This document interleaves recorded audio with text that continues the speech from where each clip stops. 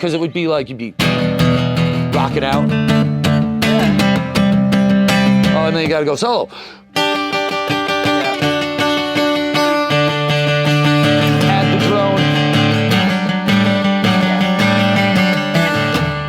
Then back to rhythm, you know, like, so it was a cool transition like that, you know? Hey, what's up? It's Paul from Guitar World, and today I'm here with the legendary Johnny Rzeznik, Goo Goo Dolls. Legendary. Hi, how are you, man? So good to be here with you. Good to be here. I know this was kind of last minute, so we're going to try and fly by the seat of our pants here. That's the way we always do it. So, well, let me start off a little slow here. I'm going to say, you know, now that you have such a long-standing career, and I saw your band last night. Again, amazing. You guys were amazing, and I love the new EP, the Summer Anthem. You have a real great, like, muscular feel to your show. Thank you. But now, you know, after with doing so much, I know you said you've always felt pressured about like trying to churn out hits. Do you feel that pressure is kind of abated a bit? I think the way the music business is going, and we always have this kind of saying now, we're not really in the music business anymore. Yep. We're in the Goo Goo Dolls business, you know, which is a different thing. You know, and I like to put new material out before every tour because it's really to kind of super serve our audience, keep them interested. Yeah. Luckily, the thing with Summer Anthem, I mean, we you know, we got a top 20 hit. Yeah. You know, Hot AC on, you know, and that's, so we've been on Hot AC radio for 30 years, which is crazy to me, you know, and it's just very lucky. Do you know which one of those, like, when you created a lot of the songs on Summer Anthem, did you know which one was going to be the hit, like right off the bat, or did you like kind of fumble your way through? Like, I like Misery on the album. See, a lot of people like that song. I think it's a great song. That's not even close to being my favorite one. You know, but I like the bigger, more epic. Okay. You know, I like songs that have a lot of dynamics and they get there's a little bit of bravado. You know? Yeah, well, I think that's a lot of your song. When I listen to you, I think that's a big thing, part of your songwriting. Like for example, like I used to read about, you know, Nirvana was like, they always loved being the loud and soft. Loud, soft. And they took it from the Pixies. The Pixies, of course. Right, and then like when I listen to you, your style, it's like, it's the rise and the fall, but you have all that orchestration behind it. But it's weird because at the same time, knowing your background, you come from this like hardcore, you know, rock and punk background. Yeah. Like that must have been weird, right? To kind of like shift gears towards that. Yeah, because I mean, I grew up listening to, I have 4 older sisters, and I grew up listening to all the music that they liked. Right. So, and you know, my oldest sister's 10 years older than me. So, you know, it's like, I'm listening to what girls in the 70s listened to. Sure. So it's like Godspell, Carole King, Tapestry, you know, Heart, ELO, Heart, Supertramp.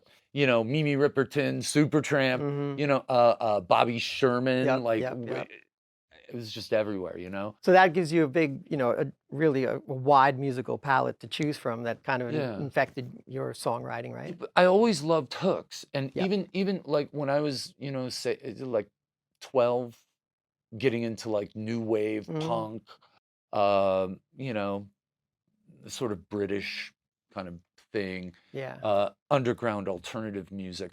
I always loved the songs that had the big hooks, you know? So I gravitated toward the bands that were more melodic. Right. And, you know, and I think a lot of that kind of music, really kind of morphed itself into that sort of modern Green Day. I think Green Day and Blink and all those bands, they kind of morphed that music into something that was tighter, more commercial, all that kind of thing. Well, they definitely polished it. Like they polished it for sure. I think when, like what you're saying, like, you know, I think you're coming from also, like, I personally love the Sex Pistols. When I first heard it, was just so different, but they had the hooks. They had the hooks. Right. And I think that's where a lot of that comes from. And I think your background to it is also like the Replacements, right? Yeah, absolutely. And Husker Du. Husker Du, Soul Asylum, the Descendants, you know, anything that had a big hook, that like the big sticky hook, you know? I mean, it's like, that's my favorite thing, like to write, you know, and I'll sit there with the guitar for hours, you know, trying to get something, and then all of a sudden something just works. And you're like, ooh, I like it.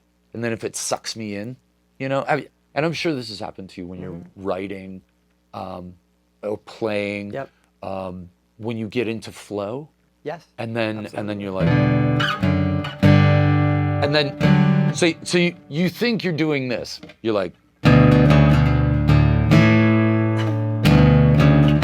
and you think it's that long, and then you look at the clock and it's 4 a.m. Yeah. And you know, and I love that. I love when I lose myself in the process, you know, which doesn't happen a lot. I read somewhere, and I'm paraphrasing, like you said, a lot of what you do, your process is like 1% inspiration, 99% perspiration, right? And I thought the cool thing, I caught you said somewhere, the fact that you just kind of pick up the guitar and you just start banging something out, like just with gobbledygook, you know, lyrically. And just by doing that, you eventually arrive to where, like a song like, say, Iris or something like that. So, well, like Slide. Can you show that? Yeah, Slide. Okay, so, I always do this. Right? Yeah. And, you know, and I've since learned people like, you know, Joni Mitchell, Jimmy Page, Stephen Stills, all these guys, men and women who use these alternate tunings and all this kind of stuff. And so, you know, I like Dadgad, everyone knows that one, but then, you know, like this one, this guitar is tuned D-A-D-G-D-D, right? Yeah. So I'll do this, and I'm like, oh, this sounds good. And then I do the one finger.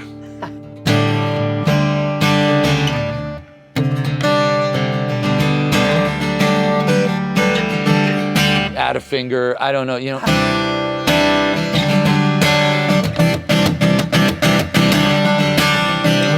And you just kind of freestyle it. I love that. I think that's, you know, and then you know, of course, you hit these. Oh no, wait a minute, hold on. But it's cool. Because nobody's around. Right. You know, and that's what I love about it. It's like I can be as bad as I. No one's there to judge you. And no one's there to judge me. And that's a big thing, I think, with songwriting is like you got to find a safe place. Right. And it was really funny when this is 25 years ago now, but I had a lot of bad habits, and I had just gotten divorced, and we had just gotten a little bit of success. We've all had that. Yeah. And it's like, I actually hired a realtor in Los Angeles to try and find me like a 1950s bomb shelter to either buy or rent somewhere in Los Angeles.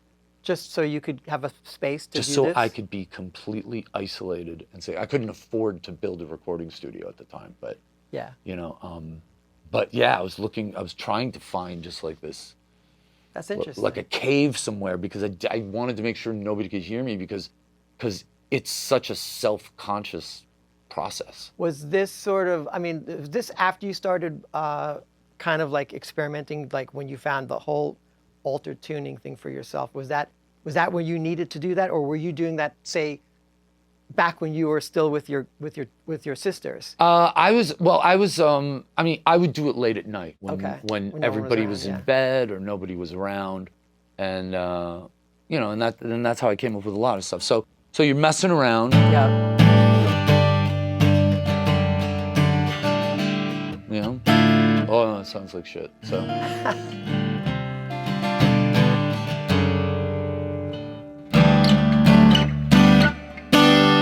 Oh, that sounds nice. And then you're like, all right, that's cool.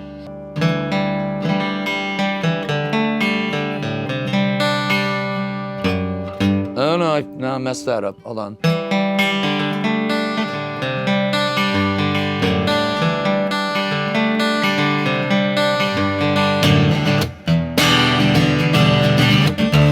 Doesn't come that fast, but you know what I mean? Yeah, but you basically took us through how you kind of fleshed it out. Yeah, you just now whatever you can play with 1 or 2 fingers is my jam here.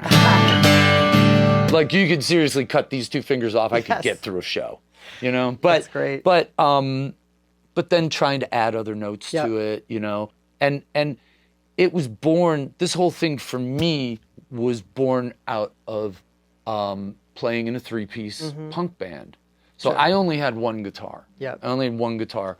an electric. This is before we played acoustic stuff. Mm-hmm. So I put a hip shot on the E, Yep. and I put banjo tuners on the B and the high E. I gotcha. So I would get the B up to a C, right, and then I get the E up to an F sharp quickly, and then drop down the D. So I had these alternate tunings, even in like on the first couple of records. Right. You know, so. And it was like I only had one guitar, so it was kind of like, you know, you had to. That was it. You had to do make. I had to borrow a guitar. We had to hire the roadie. Yep. We had a roadie who I just got back in touch with after like 40 years. It's crazy. And I had to borrow his guitar. We hired him because he had a guitar, and he would let me play it. so it was one of those situations. That's like those old band stories. Like we got him in the band because he had the PA. Yeah, the same pretty idea, much. You know? It was pretty much one of funny. those things. But he's a great guy. But you know, so it's this thing, and it was also born out of having a desire to play guitar, but having absolutely no desire to study. Right. You know what I mean? Right. Just wanting to play, Yeah. and also, I went to a Husker Du concert at the college that I would eventually wind up going to. I was still in high school, and I went and saw Husker Du at Buffalo State University. And they played in this little place called the Fireside Lounge. And it was the loudest thing I had ever seen, heard. And and I saw Bob Mould up on the stage, and he's like, down, down, down, down, down. And I'm like, and I'm listening to these Husker Du records and all the droning notes. And it's like, you know, and it's like, when you're in a three-piece, I was like, well, it drops out when I go to play a guitar solo. Right. And so I started playing these solos with all the droning notes in it. So you're moving a note around. Yep. I don't, you know, I'm sure you guys could explain where that actually comes from, because I'm sure lots of people have done it before me. Yeah, but you're filling space, right? You're filling up that space. Yeah. Because it would be like you'd be rocking out. Oh, and then you gotta go solo.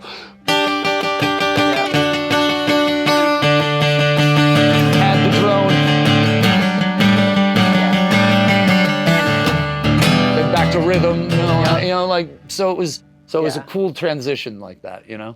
When you're playing in those altered tunings, or just like when you're just trying to find a means to do something different, I always think of like when I think of like Cinnamon Girl. Oh yeah. The solo to Cinnamon Girl, or the solo to Ramones, I Want to Be Sedated. Can't imagine just doing a conventional solo. That drone that they do in both songs just works. Yeah. You know? There's something about that. You know what I'm always a big fan of in a lot of music? I always find myself in the studio finding one note that relates to every part of the song. Yes. And kind of sneaking it in there.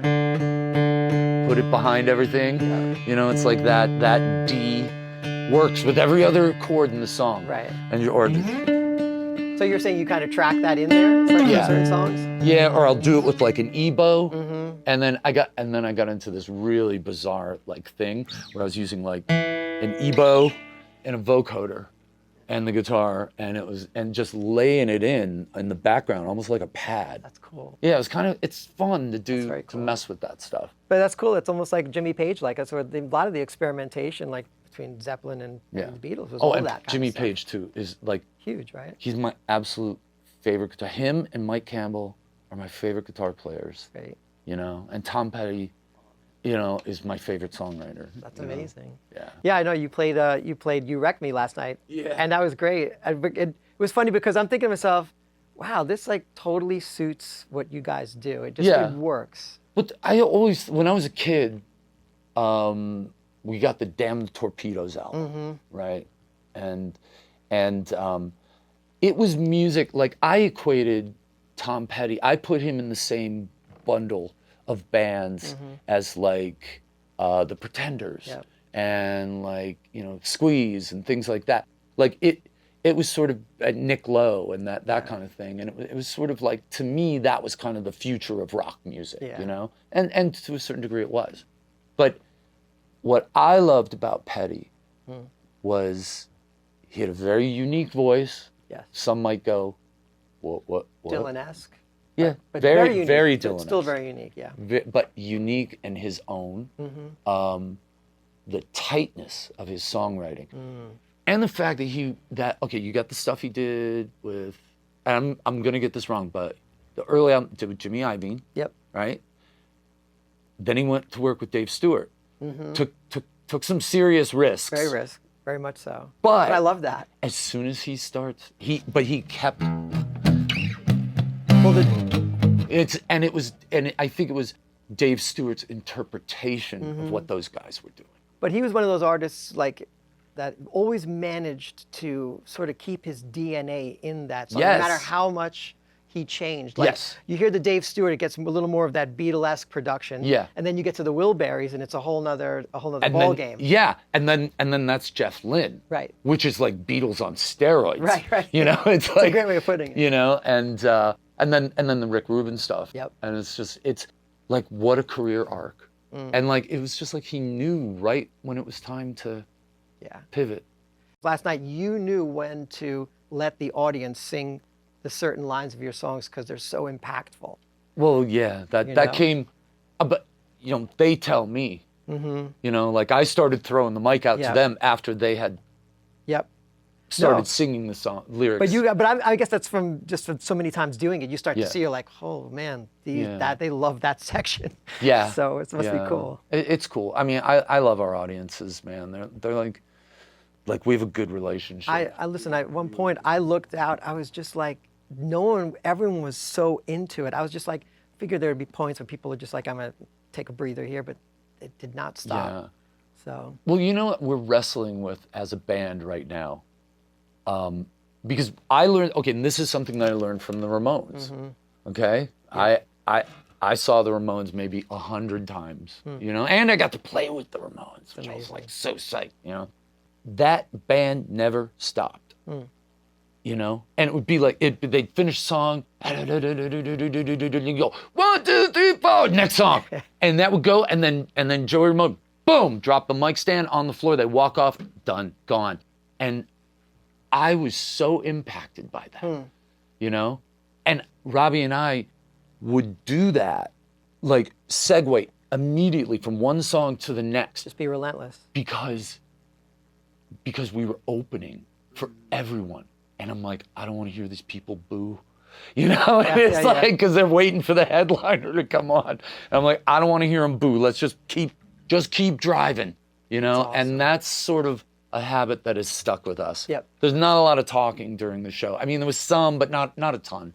And I want to try to work on that a little bit more to like relax a little bit, you know. But I like I said, you've hit your stride. Like I said, some of the early stuff that I saw you before, what you weren't there, but like when I was just seeing you recently, just like you had all the bits all together, and you knew when to talk and when to let the music do the talking. It was really cool. Well, thank you for that. I appreciate that because I feel like, you know, I should have. I don't know. You know, when I go see bands and I'm like, oh my God, we've been around so long. We got to play like, and I'm like, how the hell do these people play 2.5 hours? I'm like, first of all, if I was in the audience, I would be bored because I don't like anybody that much.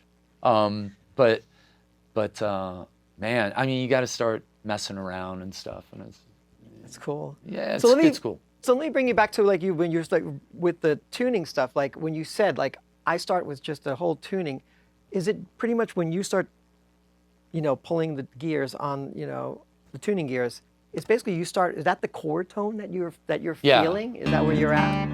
Yeah, you know, I mean, see, like, you can write something. If I tune this from a G to an A, I guess, right? You're gonna write a completely different song. Yeah. Or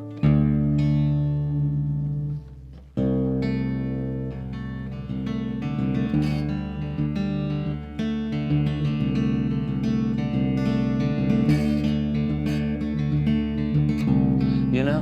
And then this is where the words come in. Because you start doing this. Wish I had myself again. I'm not where I wanna be. Goddamn on me. See, and that sucked. Okay, not Yeah, gonna but play that's that. cool. Go back.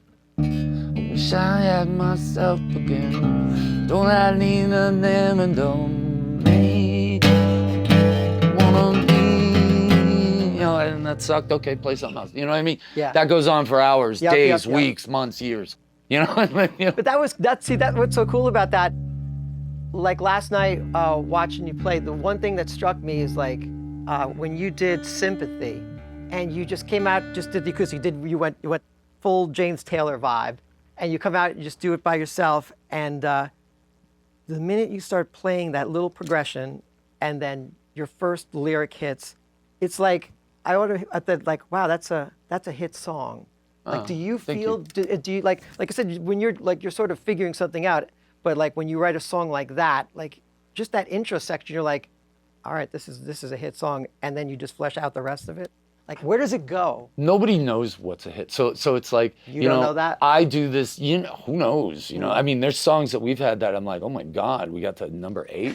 I'm like, well, okay, all right, you know, who am I to judge? Yeah. But I jokingly say all the time, oh, like I'll say to my manager or whoever, I'll be like, hey, you want to listen to my new hit song?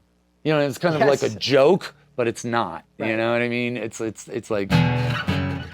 you know, you want to like, I don't know. You know, you want them all to be hits, and you know they're not going to be. And it's like, you know, if you hit 3 out of 10 pitches, you're a superstar. But you don't know it. Like I'm saying, was you're writing it, you don't think of it like wow, this could be a hit, or is it just more like I just want to crank this out. I like what I'm doing here. To me, the process has to be very selfish and for yourself at first. Like, this is for me. Right. You know, like I'm purging something out of my thing, and then there's just times where it just feels nice to noodle. Yeah. And you know, and while I'm watching, you know, the news, or you know, and then something comes out eventually. That's amazing. Yeah. So you said Name was your first big hit, and is that your first time that you did an altered tuning? No, I had done altered tuning, mostly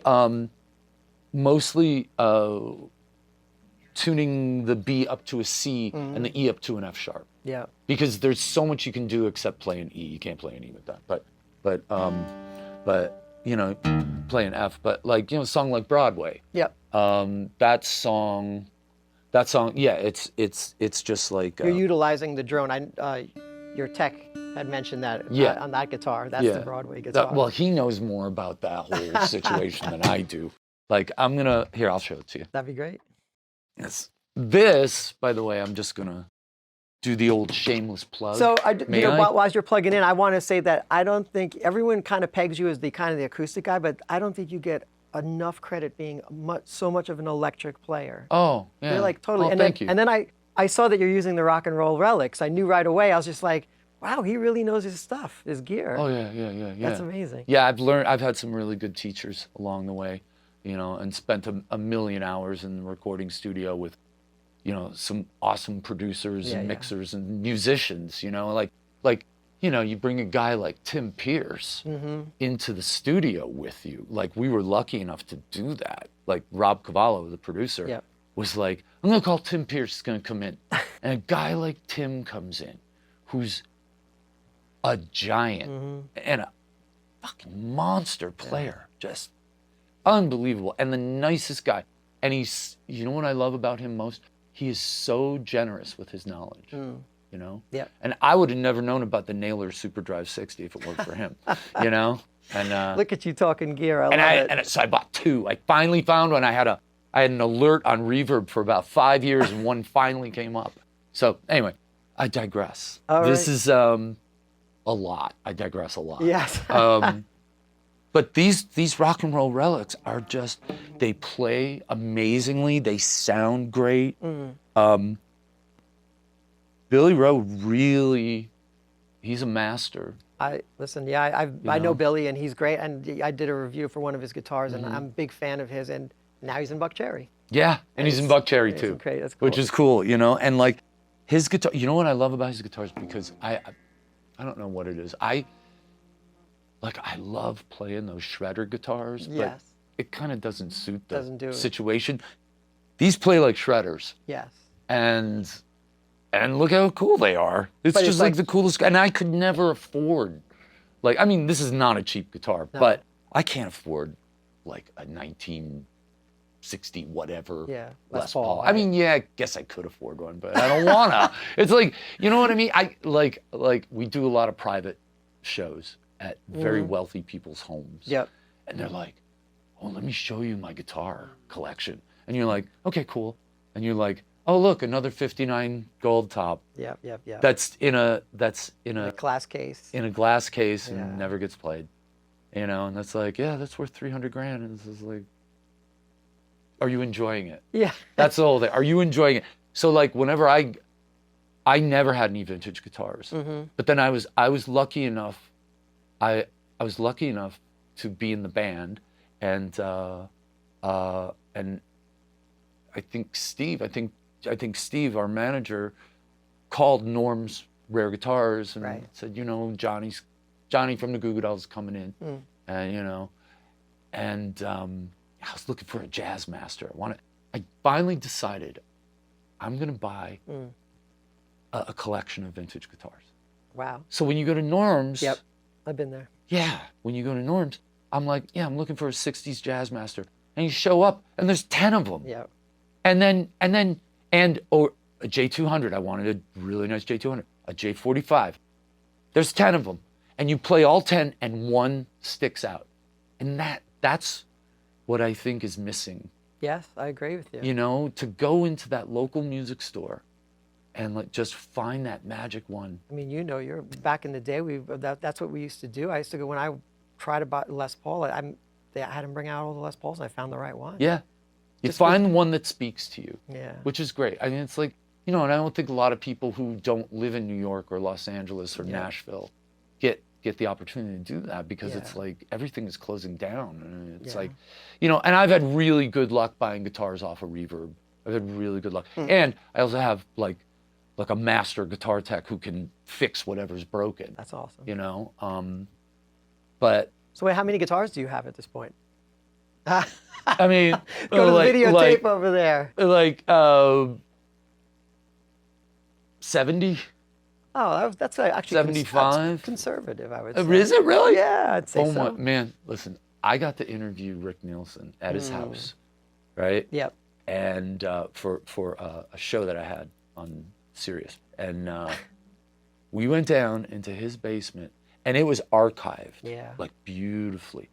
I mean, there were millions of dollars worth of things. Yeah. He had this one guitar. They only made two, and it had like the reverse V Yep. on the thing. And he's like, here. And I'm like, it out. no. I don't want to touch that. I don't want to touch anything that costs more than like 10 grand. Right. You know, 10 grand I can write a check for. That, you know, I'm going to have to mortgage my house to pay you back, Rick. So, Great. you know, but yeah, it's kind of like when people ask me to hold their babies. I'm like, no way. You know, it's just too precious. You know, but Do you have a favorite out of your collection, or is it just like every guitar serves a certain purpose for you? Okay, I fall in love with these guitars, but they are meant to be used. They are tools. That's the great. first rule. You don't. So when I'm buying older stuff, you buy player grade, which is perfect for me because it naturally comes beat up a little bit. You don't worry about putting a ding in it. Yeah, you don't worry about putting and there, you know, there's just something about older instruments. I agree, but even today, like Rock and Roll Relics does a great job of relicking that. It like sometimes if you don't know anything about vintage guitars, you play that, you're like, how old is this guitar? And it plays amazing. Yeah. And it stays in tune. But I and, think it you plays know, better just because of that aging that it does. You're right. Yeah. So absolutely. and it just sounds. I agree And with for that. some reason, they do some mojo now that it just sounds as good as some of the vintage stuff. It really does. You know, So- I'm also a big fan of the Murphy Lab stuff. Yeah. Great stuff. But Expensive. Billy is my, like, you know, Yeah. That's like awesome. he's the best because I mean he totally understood what I wanted and needed, and you know, this is the Broadway guitar. Yeah. So that one is just tuned just a little different. Yeah, so- just so you get that drone. So yeah, instead of being right, Yeah. it's tune it on the 5th fret. Got it. Yeah. So you get that A minor Yeah. for the song. Thank you for explaining that to me because trust I me, I'm did not not that know good. that. Okay. Okay, and then Okay, oh my God. Tune the E, and then after you tune this to a C, go up to the 7th fret. Tune the E to that, don't worry about it. That's it. You're gonna break strings, who cares? You know? Then you have this nice, you hear this? You hear that like sparkle on the top end? Yeah. And that's droning all the way through the song.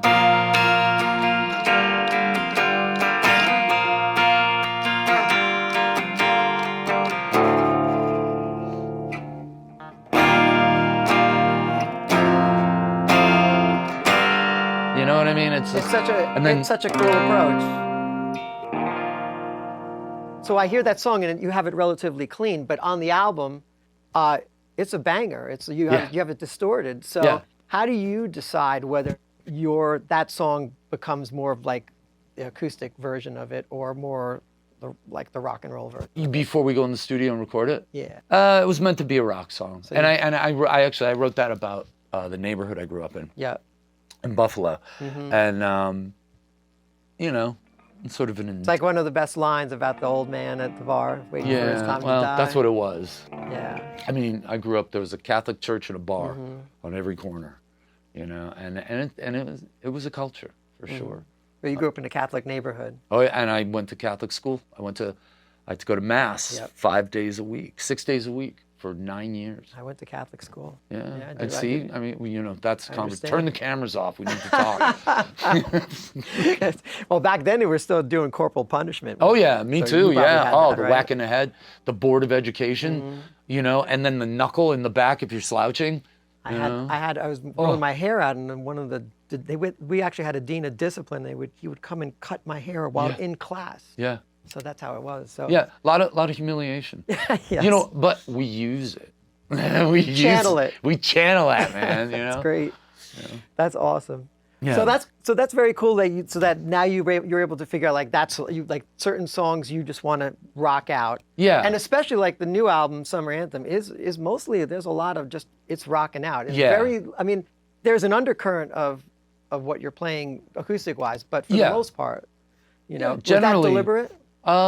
Yeah, you know, I mean, I wanted to have a little more tempo on this one, and that was just kind of like, you know, where I'm at. Like, Cool. like I just want to write rock songs and like, you know, just have this thing, you know. And it's always, you know, I always have this thing about when we're looking for like heavier tones. Yep.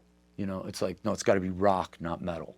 So Got let's find out where the mid-range, you know, like something Yeah. more mid-rangey, not, you know, too much, you know, like not so it's like, you know, or too heavy sounding, which, I mean, that's cool, you know, I mean, that's cool. I dig that, but it's not right for me. You know what I mean? So I like a more mid-range focused. Interesting. kind So of- speaking like you're trying to find that tone for the rock, Yeah. I heard from a little birdie around in this room that you're very much into pedals and all your amps. You want to tell us a little bit like your collection there, or like or well, like to me it's like I always find it's such a disjoint because I'm always saying like, oh, he's got to be always writing on the acoustic, and then you find out that you're like this closet, like you got every like boutique pedal, all these insane things out there. It's so cool. It's pretty crazy. So how do you go about like that's what I need, or is that? It's never what I need because I have about 100 times what I need, you know. But it's about what I want and going. Okay, this is how I feel. Every guitar, every pedal, every amp, everything has a song in it. You know. That's a great way of putting it. And like whatever that piece of equipment inspires you to do, that's great. Yeah. You know. Then you can justify spending the $300 to your wife. You know, come on, it's just a pedal. It's $300. I get inspired by the surroundings as well. You know, I think the happiest times in my adult life has been spending time in the studio doing creative work, because you're allowed to make mistakes and you're allowed to experiment and you're allowed to go, I want to try a different microphone, and I need to work with people who are patient and who have a spirit of adventure and experimentation. Right. You know, gotta have it. I gotta have it. That inspires me, and I write better music. If I get to play with the knobs and you know, change things up, but like pedal wise, I'm really amazed at like some of the innovative things that they're coming up with now. Yeah. You know, just these crazy reverb pedals with distortion built into the reverb and things like that. You know, so I'm always buying something like that. My amp collection is absurd. I mean, it's just, you know, like a Silvertone 1484, and then, you know, like a little tiny old Champ, you know, like a little Sun amp, a tiny little Ampeg, and then the usuals, you know, like the Princeton and that kind of thing. And like what I always try to do is like create a tone palette from thin and clean to heavy and fat. You know what I mean? So I've a high watt, a plexi, the Marshalls that came before the JMPs that were sort of after the 4 input. Right. And before the JCM 800, the JMPs. The in-betweens, the 70, 80s. Metal face, whatever they call them. You know, to me, those amps are the best of the Marshalls. And the Naylor SuperDrive 60 is my favorite rock and roll amp. We know Angus Young's guitar tech, Trace, who's a fucking great guy. And I just got in touch with him because you know that story about the Schaefer Vega wireless. Schaefer Vega. I just got one of Solo those. Dallas, The Solo Dallas thing. Yeah. I just got one of those, plugged it into a little Tweed amp, and just hammered it. It sounded so good. And I'm like, that's it. That's the one. That's the one. You know, my buddies work, they're going to love hearing you say that. It's awesome, man. I mean, such a great thing. But, you know, and I'm Trace is in Australia now, so at this time, so I'm trying to figure out a time to call him because I want to ask him, like, you know, how do you set it up and all that kind of thing, because it's got, you know, and I want to try to run the acoustics through it because you can drive it. I like to drive the acoustics a little bit. Okay. Like I like to have a little bit, like I like using. There's this Overstair, that company Overstair. They have a little like a saturator kind of thing. And adding that into the signal, just a little touch of it, gives it just a little bit of grit. And this is what you're doing live? I do it live too. And also in the studio? And in the studio, you know, I'll do it in the studio. But me, I have an old Neumann 67, and I have Electrodyne mic pre and EQ, which I love those.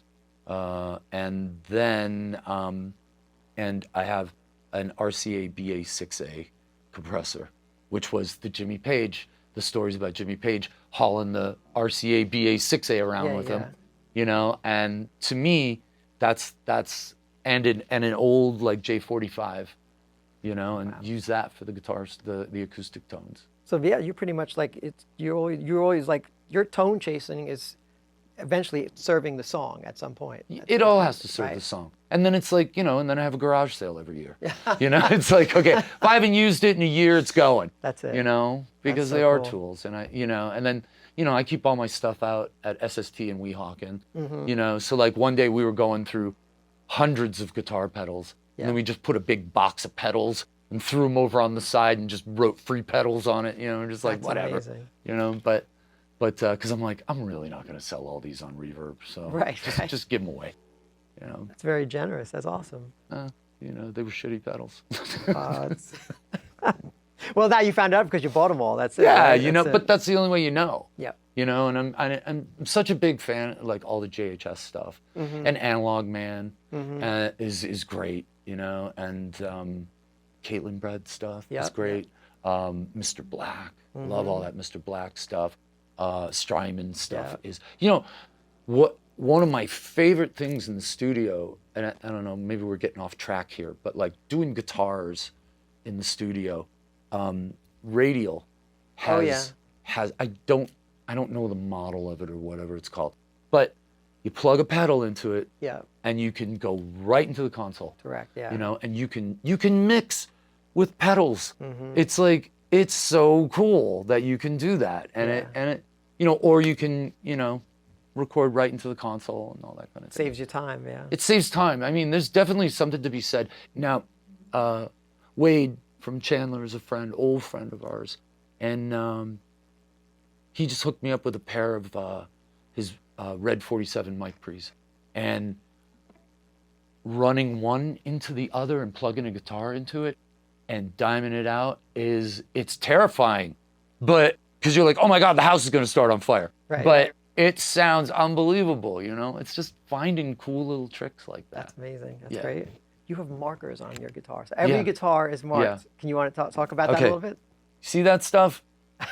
Now, if it was dark in here, you would see two little green dots right there. And that comes from me not being able to find my place on the guitar in the dark because we're moving so fast. Right. BK's handing me a guitar while the band is finishing a song, and then boom, and then the lights go out, and then it's like the drummer's counting in the next song, and I'm like, I'm just looking for a green mark. Your place. Yeah. Right. So I do that. So. And it's also on your acoustics as well. Which Yes, it is. Wow, but look, I never considered, I never studied the guitar. And it's a fight. It's a fight, you know, but I kind of dig it. Right. You know, I kind of dig the rest. But you're rest. balancing all these things, like, you know, you're up there performing and putting all that energy into your instruments. So yeah. Yeah. You know, I mean, a lot of guys, a lot of very fine musicians that I know, you know, they're a little like, oh, come on, man. You know, just practice more. And I'm just like, practice more? What are you, crazy? I do practice more now. But I didn't for a long time. But this is very practical. To me it is. Right? You know, to me it makes sense, because I know there are times when it's dark and I'll start on I'll be a half step up from where I'm supposed to be. Yeah. Because you don't know, because sometimes you're just not. You think you're in place, but you're not. Yeah. Does that get in the way of your playing, or you don't think, or that doesn't bother you after all these years? No, not at all. You know, I mean, it gets a little confusing when we're doing gigs where I have to use guitars multiple times, the same guitar multiple times. Right. Because then there'll be like 8 of those, you know, and you're like, ah, shit, which one is that for? You know, but it's like, you get used to it. So I put I'll take a Sharpie and put a little, like an O if it's for like ocean, or S for stay with you, or whatever. If I have to, you know, use the same guitar multiple times. But that's very detailed, considering that you have so many moving parts happening live. Yeah. So that's interesting. Well, that's all him. That's all BK. You should bring him on camera. Come on, BK, sit on the couch. Ladies and gentlemen, Brian Kutzman. Hey, come on out, Brian. Say hi to the... This is the guy that makes it all happen. This is the guy that makes it all happen. So, you know, all told, how many guitars are on tour, and are all of them in different tunings? 24 for him. Probably another 8 or so be for the other guitar player, and then all Robbie's basses. In a 24-song set, it's like 19 different tunings. Yeah. Jesus, that's insane. But you know, yeah, it's a little crazy, and he does all the switching. He does all the switching. Wow. You know. Wow. So it's like, you know, I mean, it's a big job, and I am grateful to. That's fantastic. I do want to talk about Iris, because I'm sure everyone who's watching is going to want to know about Iris. Of course. So if I'm just going to go back to the drone thing, when you came up with that song, it's kind of insane to think like you decided to do everything D, and then the one with the low B. Like, how did you get there? Is it the same way we said earlier about just kind of moving stuff around? Yeah, well, I was sitting there experimenting with tunings, and what happens often when you do that, you break strings. Yes. So I only had 4 strings on the guitar. So, and one of them was a D, you know? So yeah. I decided it might be better to tune strings down than up at that particular point. So I broke 2 strings on the guitar, and then I just wound it down. I wound the E string down to a B, which sounded horrible. Right. But there was something there. There was something there, and it was just, you know, and I got it. I saw the film. And this is why I love writing for film and television. I've done a bunch of that stuff. And I like doing that because I have my subject matter in front of me. Got it. Right? That's good. So it makes it easy. So the exercise is, what would I say if I were that person, or I was in this situation? Right. So it's like the music takes on this supporting role. Yep. And my job is to support the vision of the director and the Right. film and the story and all that kind of stuff. So I really enjoy that. And that was just what seemed to work. Well, it's interesting because, like, I know you'd mentioned, I've seen an interview with you, you talked about, like, what eventually made the film was a stripped down version. Yeah. And after you did all the orchestration. Yeah. And you were kind of like, and I think the other factor about that too was interesting is the fact that you and Robbie were kind of seeing all these things being brought in, and you're like, wait a minute, we're a rock band, you know, what's going on Yeah. here? And so, you take me through that, like how Okay. what was going through you emotion-wise? I was living in a hotel in West Hollywood, wrote the song, took it back to Warner Brothers, I think the same day or the next day, played it on the 4-string guitar because I was like, I have no idea what's going to happen. I played it for this guy named Danny Branson, who was like a legendary music supervisor. And he heard it, and he was just like, yeah, man, let's go do it. And I was like, wow, he's so cool. Like, they don't build record company guys like that anymore. No. They're all like, wow, let's do some streaming. You know, it's like, okay, whatever, buddy. Right. But, you know, I went to his office, and he showed me scenes from films without the music and with the music. And the emotional impact, it's, you know what I mean? That the scene was just so elevated by what music was playing, you know, in the background of the scene, or what, you know. You were respecting the director's vision, I guess, right? You have to. You have to. Yeah. And it's like, I like being in the supporting role Right. sometimes, you know? But yeah, so we went in the studio. Rob Cavallo is it was a huge budget movie. And so we went in the studio with Rob Cavallo. We were working out at a place called Record One, which I believe Dr. Dre owns now or something like that. But it was Allen Sides. It was Ocean Way in the Valley. Yep. Pretty much, Yep, you know? yep. So we went there. David Campbell came in. We recorded the basic track. Tim Pierce was there, of course, you know. He did the slide solo. He played the slide solo on that song. And it totally worked for the song too. it totally worked. And it was just like, it's like this iconic thing that people know. And it, you know, he just flowed with it. He's so good, man. As far as the Iris guitar solo goes, the slide thing, that's way above my pay grade. Like, I can't do it. And I've tried really hard to emulate what Tim does. But to me, it's impossible. I don't have the knowledge, and I don't have the subtlety that he has. I'm a banger. They brought in the string players, and I think it was like 8-piece, and they were going to double it. Jesus. You know? So I remember Robbie and I in the studio, there's like the sofa and then the glass into the main stage. Robbie and I are just kneeling on the floor, and the string players start playing, and Robbie and I literally looked at each other, and I said to him, you sure you want to do this? Right? And I was like, you realize, like, we can't go back. Thelma and Louise moment, right? You're about to go off that yeah, cliff. it's like, you ain't coming back from this one. So are we going to take this chance? And we looked at each other and we were like, yeah, fuck it. Because it's like, why? I don't know, because I'm getting goosebumps. You know? And it's like, so, you know, I mean, that was when the band took a turn. Yeah. You know? And it was like, and then it's like, oh my God, are you going to try to write another Iris? Are you going to? No, I can't. I can't. No. It's come and gone and come back. Yeah. The hell is that? You know? Right, it's like, but, you know, I'm grateful that song came into my life. You know, I mean, it changed my life. Literally changed my life. Yeah. It's like. It's funny, do you find it crazy that after all these years, it's just this song that's evergreen? Like, people just keep coming back to it. Blown away. I think lyrically, I think it's the way you've positioned some of the lyrically, and then the orchestration behind it really. Yeah. It's something else, right? Yeah, but it was like, you know, the string arrangement that David Campbell wrote was it was so beautiful. The song speaks to very sort of heavy love. Yeah. It's a love song. I mean, you know, it's a love song, but it's not schlocky. Yeah. You know what I mean? It might be a little dramatic, but it's not schlocky. By the way, I know that Iris is not mentioned in the song. It's not in the movie. However, you said, I know your story. You said like you you met someone with the name of Iris, said it was a beautiful name. Yeah. Well, I didn't meet her. I was reading and I was thumbing through the LA Weekly and they called me and said, hey, you got to come up with a name for that song. And I was looking at the concert listings for Los Angeles, okay. and Iris DeMent was playing somewhere. Got it. And I was like, Iris, wow, that's a really beautiful name. And I called him, I'm like, this song called Iris.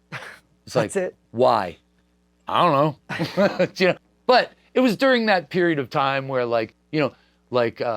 where people were naming their songs all sorts of pretentious things. Got it. Bullet with Butterfly Wings Right. Immediately comes to mind, and which is a great song. And it's like, but So okay. if you didn't have that moment, what would you have called it if it wasn't Iris? I just want you to know who I am, probably. You know what I mean? Got it. Just pull a line out of the song.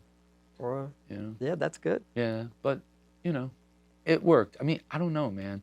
It's like when the stars align like that, it gives me pause. It makes me just go, okay, I got to take a step back. So I was telling somebody this story yesterday.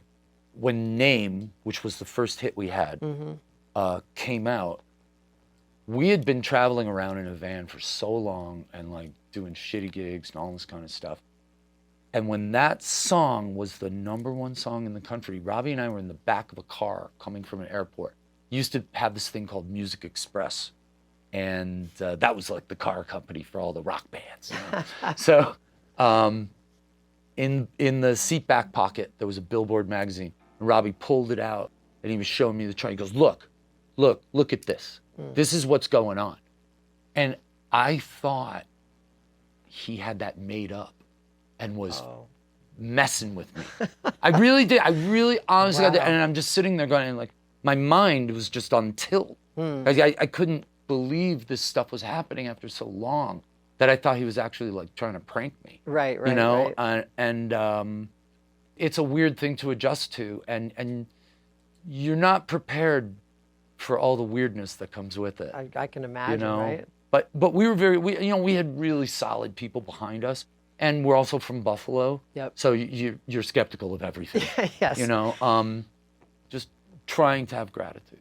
And then all the calls come in, like from say the movie studios, but even asking you to do some more work with them as well. Yeah, it was fun. It was fun doing that. That's it was awesome. really a lot of fun, and I wrote a television theme song once because I just went like these are writing exercises too. Like now Greg Wattenberg, who's my writing partner now, my collaborator and producer, we're working on a Broadway show that's like who's not. Right. But but it's one more thing to try, and stretch the boundaries of what you do.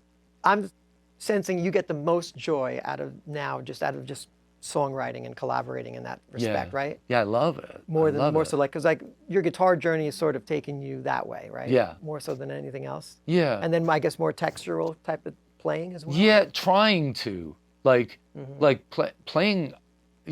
putting these beautiful. Like Tim Pierce is a master.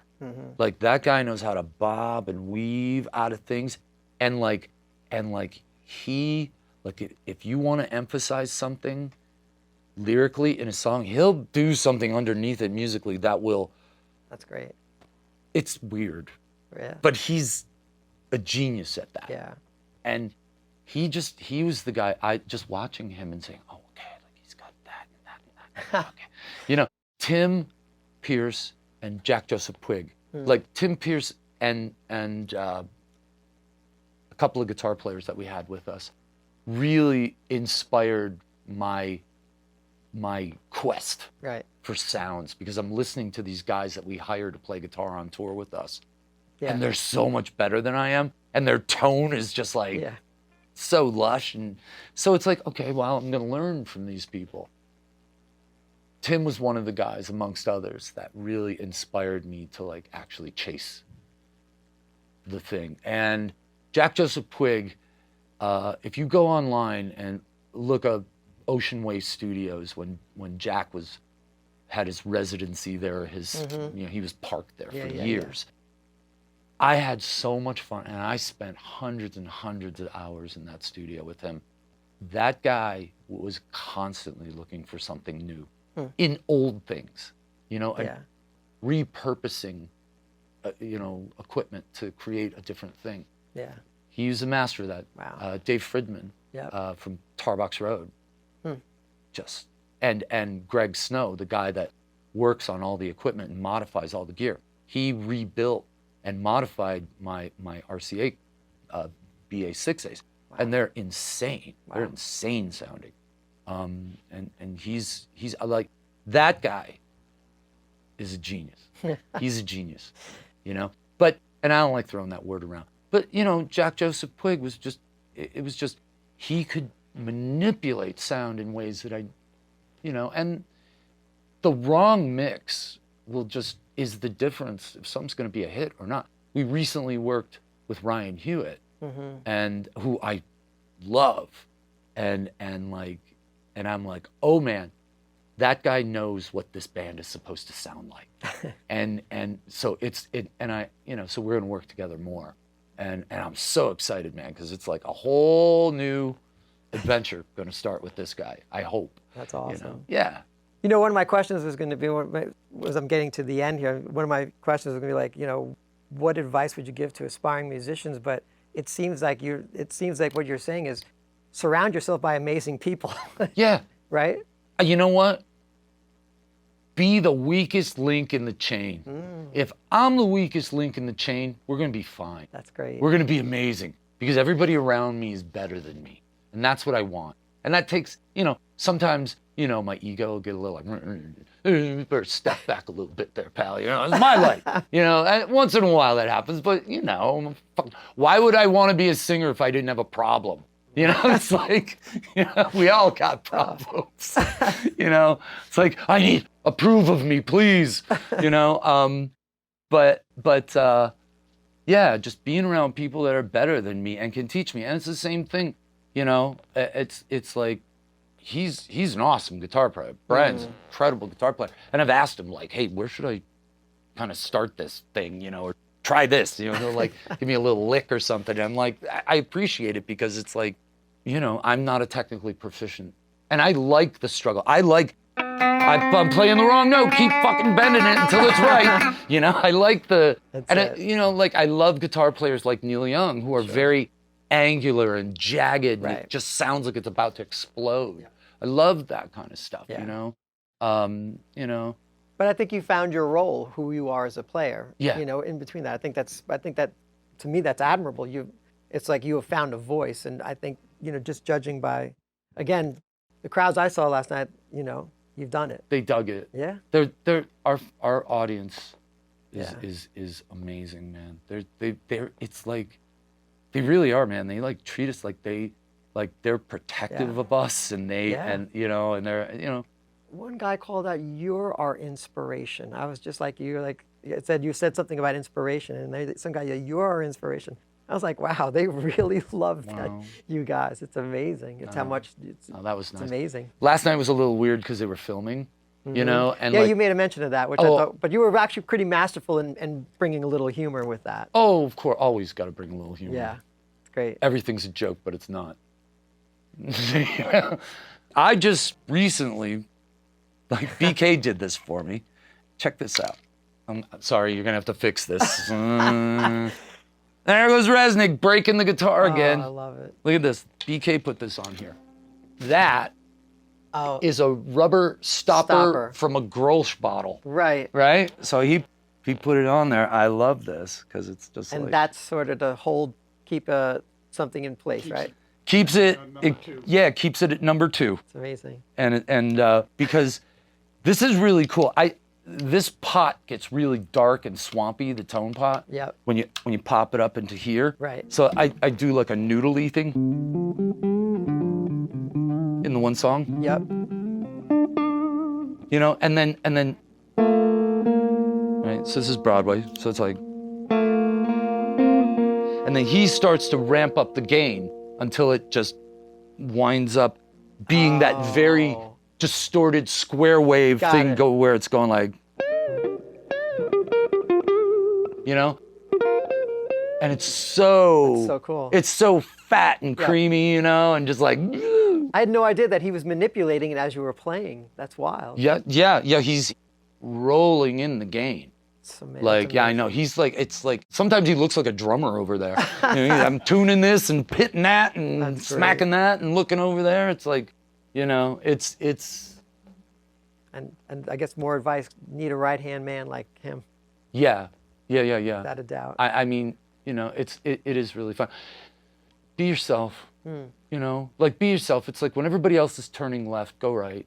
You know, find something that moves you and follow it and see where it leads you. And, you know, yeah, you may still have to work a day job, but you're putting something into the world that's going to leave it a little better than you found it. Yep. I was listening to an interview with Frank Sinatra, and he was saying, don't do novelty songs. Stick with the good stuff. Pick the good songs, you know, like write the good songs. Right. You know, it's like, okay, fine. We all know where the ball is. And what happens is 1 or 2 or 3 people got the ball there. And I'm just using this as a metaphor. And I've heard this at record companies from executives. It was when that band, The Hives, was getting really big here. And for some reason, I'm sitting in an A&R meeting and I'm like, why the hell am I here? You know? So I find myself in this thing. And then they're like, well, you know, that's The Hives. And then the guy that was running the company said, where's our Hives? And it's like, right there, I was like, that guy shouldn't be running a record company. It's like, okay, well, we know the Hives are here, but where does it go? Right. Right? Right. What's one step ahead? And you're going to be wrong, you know, most of the time. But, you know, it's like, you got to keep pushing the ball forward. And, you know, we all steal from each other. Right. We all steal from each other, and that's okay. I mean, I've heard songs of mine where it's like, I mean, I've heard songs that other people have done, and I'm like, I hear my song in there, and I'm just like, fuck it. You know, it's like, you know, it's like, whatever. I mean, we all influence everybody. I mean, you know, I was forced to listen to a Sabrina Carpenter song, and I was like, oh my God, I don't want my daughter listening to this. But then I was like, well, it's kind of interesting the way they got from a production standpoint or whatever, you know. Lyrically, it's interesting and all that. There's merit in everything, you know. There's merit in everything. Well, look, words of advice. I learned a lot. I can't wait to read this all in your autobiography someday. I'm sure you have a lot of great stories. Oof. Yeah, I don't remember a lot of this stuff. People remind me of them, and I'm like, no. Okay. Well, there you have it. Yeah. I'm sure we'll find out more of it, but to be continued, right? I hope so, man. Thank you so much. Thank this you, is really, Johnny. really fun. Yes. There it is, Johnny Rzeznik, Goo Goo Dolls. I learned a lot. Check it out. Thank you.